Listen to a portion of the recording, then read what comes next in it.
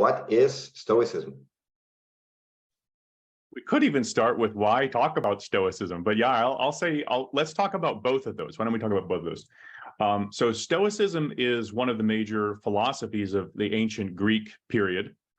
It was originated around 300 BC. So this is during the period right after the classical period in ancient Greece, which is the period with Socrates, Plato, Aristotle. I'm sure most people have heard of those names in one form or other. They're famous major philosophers. And following the death of Aristotle in 322 BC, about 20 years after that, the founder of Stoicism, he's a merchant from Cyprus named Zeno of Citium, as he's called, not Zeno the paradox guy. Zeno of Citium founded the philosophy of Stoicism.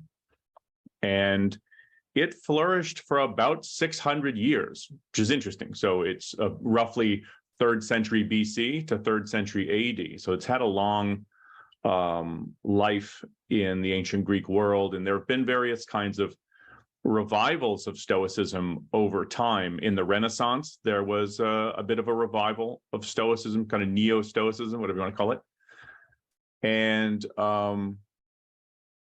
also nowadays, of course, we've got the modern Stoic movement.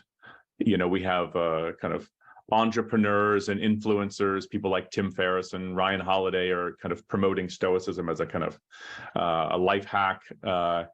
But there's also just more in the 80s and 90s, there was starting to be a lot more scholarship, like academic, serious work on the Stoics, just in universities and so on. And a lot of quality work has been coming out, like historically.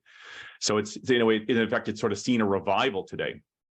I wouldn't exactly say that Stoicism as a systematic philosophy is getting a revival today. It's more that people are looking back to Stoicism for tips, advice, perspective, largely on managing life's troubles, helping people cope with adversity, difficulties, stress, anxiety, pain.